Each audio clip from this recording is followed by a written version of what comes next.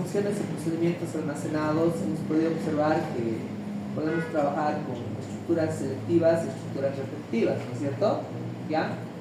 Ahora, tanto las funciones como los procedimientos almacenados tienen un pequeño detalle que se puede decir que es una pequeña limitante, ¿ya? Y esa limitante es que se van a ejecutar siempre y cuando se los llame. O sea, los tienes que llamar para que se ejecute el código de ahí. O sea, a una función la tienes que hacer referencia, ¿no es cierto? Para después agarrar su valor en una variable. Y lo propio, en un procedimiento almacenado tienes que hacerlo con un call, ¿no es cierto? Sí o sí lo tienes que ir llamando. Pero miren, cuando tenemos nosotros bases de datos, ya digamos en producción, queremos que se ejecuten cierto código cada vez que se dé algún evento en la base de datos, o sea, y que esa ejecución no tenga que llamarse, sino sea de manera automática, no sé si me explico, ¿ya? Entonces, una forma de hacer esas ejecuciones automáticas es con los triggers, ¿ya? Se puede trabajar de esa manera con los triggers.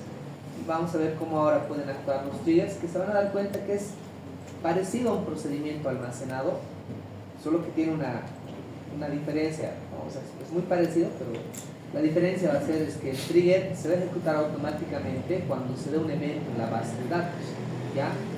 Mientras tanto, un procedimiento almacenado lo tenemos que llamar siempre por un call, ¿no ves? ¿Sí o no? En algún lado, pero esto, su ejecución va a ser automática, básicamente en un evento. Ahorita vamos a ver cuáles son esos eventos, ¿ya? Entonces, los triggers vienen de una traducción que se puede decir disparador o desencadenador, ¿de acuerdo? ¿Estamos? ¿Ya? Y es una especie, como les he dicho, de procedimiento almacenado. Ahora, ¿cuándo se va a ejecutar este procedimiento almacenado? Cuando queramos hacer una transacción en una tabla o en una vista, ¿ya? ¿Cuándo se genera una transacción? Voy a abrir aquí un bloc de notas. ¿Cuándo se genera una transacción? En cualquier estructura de datos que tengamos, siempre hacemos estas operaciones CRUD, ¿no ven? ¿Estamos? Hacemos CRUDs. En Progra 2 han hecho CRUDs conmigo en bases de datos, ¿se acuerdan? Inserts, updates, ¿no ven? Eso se llaman CRUDs. Esto es del create, este es de un read, este es de un update y este es de un delete. ¿No ves? Son los CRUDs. ¿Estamos? Sí. Reitero que estos CRUDs se aplican en diferentes estructuras de almacenamiento, vuelvo a reiterar, ¿ya? Tanto en archivos de texto, en arreglos y también obviamente en bases de datos, ¿ya? Este create básicamente en bases de datos, nosotros lo vemos con el insert, este read lo vemos con el select, esto es un update nomás y estos son las sentencias del delete, ¿no es cierto? ¿Estamos? ¿Ya? Ahora, ¿cuáles de estos generan una transacción? Primero hay que entender lo que es una transacción. ¿Qué es una transacción en base de datos? ¿Quién me dice? Datos, o sea, si con una lectura de datos envío datitos de un select, ¿eso es una transacción? Sí. Pues no, ¿ya? Miren, una transacción en base de datos es el cambio o la modificación que se da en una o en varias tablas. Es cuando cambia. ¿Qué operaciones de estas 4 que tenemos, que son el CRUD, generan una transacción?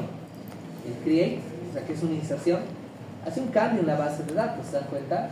O sea, hay 100 estudiantes, se registra uno más y hay 101, o sea, ha cambiado el estado de la base de datos, ¿se dan cuenta? Este read no hace una transacción. Cuando hacemos select, solamente lecturamos datos y los desplegamos, los podemos enviar por paquetes, cargarlos a la caché, pero este select no está haciendo ningún cambio en la base de datos, ¿se dan cuenta? No le está modificando absolutamente para nada. Solo es lectura, ¿sí o no? Sí. A ver, aunque despleguemos alias, condicionales y demás, seguimos leyendo datos, no los estamos cambiando, ¿ya? Okay. Este update sí también genera una transacción, ¿se entiende? ¿Sí? porque modifica, o sea, el hecho de modificar un solo valorcito ya es un cambio en la base de datos. Imagínense, a ver, que teníamos registrado un estudiante Ed Píndola con Z, ya, digamos, si lo cambio con S, ya ha cambiado, ¿se dan cuenta? Aunque sea un carácter el que haya cambiado, la base de datos ha pasado de un estado inicial a otro, ha modificado, ¿se entiende? Sí, ha cambiado.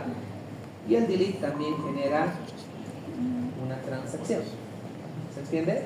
Porque si borro algo, si había 100 estudiantes, borro uno, pues ahora quedan 99, ¿estamos? ¿De acuerdo? Entonces, estas tres operaciones, CRUD, son las que en bases de datos generan transacciones. Ahora, ¿qué es un trigger? Es un procedimiento almacenado que se va a ejecutar de manera automática cuando se genera una transacción en una tabla o en una vista. O sea, cuando se realiza una inserción, cuando se realiza una modificación o cuando se realiza una eliminación, si programamos triggers, pues ese código que programemos se va a ejecutar de forma automática. ¿Se entiende? ¿Estamos? Entonces, ahora, aquí dice también o vista. Y esto les he puesto porque, a ver, sabemos que las vistas, estas vistas de acá, hemos aprendido a crearnos vistas, ¿no? No vaya aquí nada. Sabemos que las vistas, ahora sí, ¿no? Sabemos que las vistas son solo lectura, ¿no? Pero hay otros DBMS que sus vistas no son solo lectura, también permiten hacer cambios. ¿Ya? Entonces, a ver, les puedo, en Oracle tenemos algo que se llama vistas materializables, se llaman, ¿ya?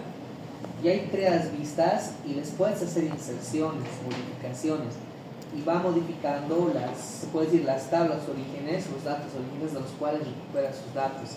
Es interesante, o sea, hay otros DBMS que los tienen, pero MySQL, sus vistas son solamente de lectura, ¿ya? Hay que entender que es un producto también open source, que es gratuito, ¿se entiende? Entonces tiene nomás ciertas limitantes, ¿ya? O sea, si bien es poderoso, pero en función a cómo han evolucionado sus DBMS, tiene nomás bastantes limitantes, ¿ya? Entonces lo vamos a trabajar nosotros a nivel de tablas, ¿sí? ¿De acuerdo? Entonces, ahí va. La idea es que vamos a crear nosotros triggers, que son procedimientos almacenados, para inserciones, modificaciones y eliminaciones, y lo vamos a dejar ahí programado. Entonces, cuando se generen esas acciones, ya sea desde codificación o desde aplicaciones que envían los datos, el trigger automáticamente se va a disparar y va a ejecutar ese código. ¿Se dan cuenta? Esa es la idea, ¿ya? Ahora, ¿por qué usar triggers?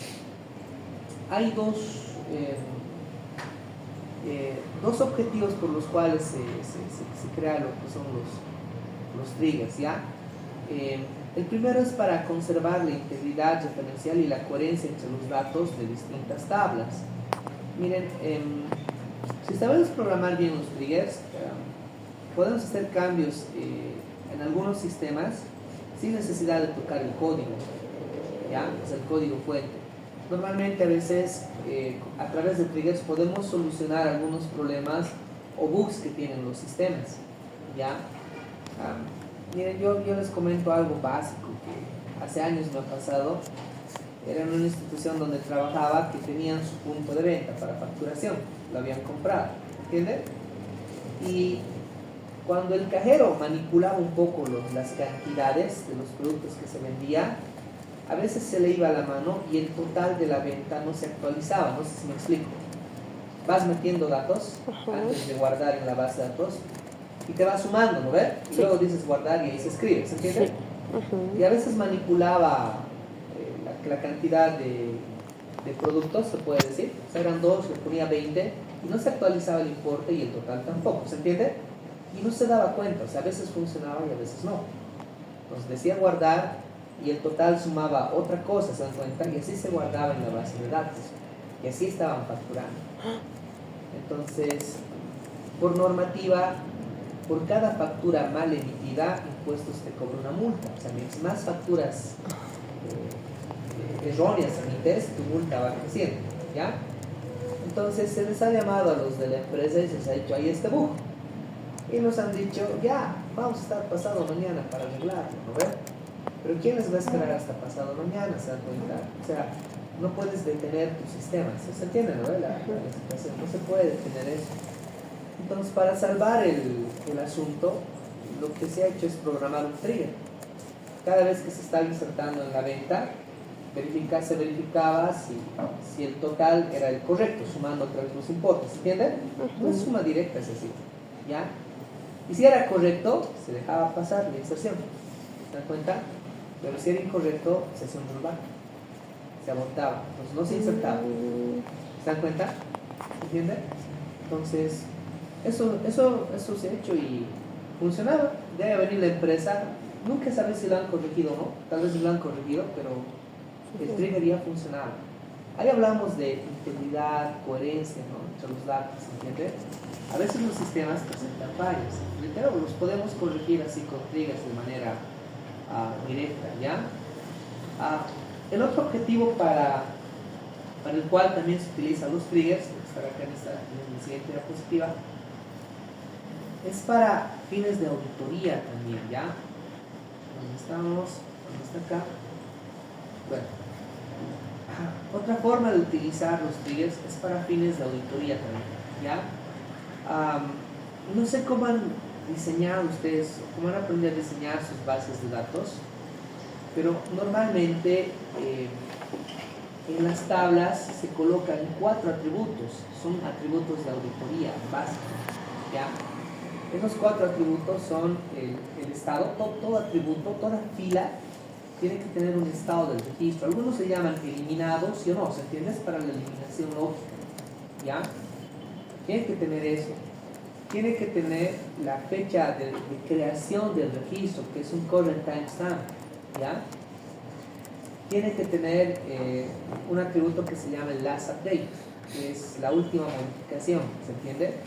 Y finalmente tiene que tener un user ID, que es el usuario que se ha logueado en el sistema, que ha creado o ha modificado ese registro, ¿se entiende?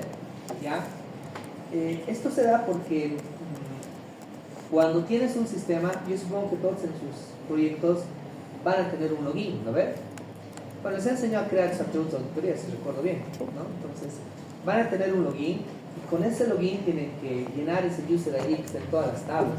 Ese login lo tienen que agregar siempre en una variable global y cada vez que se inserte, modifique o de baja, tienen que enviar ese user ID, que es su variable de sesión, a todas las tablas, porque con eso se sabe qué usuario ha creado qué archivo, qué usuario lo ha modificado, lo ha dado de baja, ¿se entiende? Si no se crean esos atributos, pues, su sistema va a ser libre. O sea, quien sea se loguea, entra y hace lo que quiere, nunca vas a saber quién ha hecho qué. ¿Se entiende? Nunca vas a poder responsabilizar a alguien de algún dato o alguna manipulación que haya podido hacer a la información. ¿Se entiende? Entonces, eso es básico, ¿ya? Entonces, en algunos sistemas no tienen esos atributos, ¿ya? De auditoría, ¿ya? No tienen diseñadas en sus bases de datos. Entonces, se pueden programar triggers para tratar de capturar esos cambios y demás. O sea, ya que no se ha programado, pues podemos parchar esa situación también con triggers, ¿ya? Entonces, es otro ámbito de aplicación, ¿ya?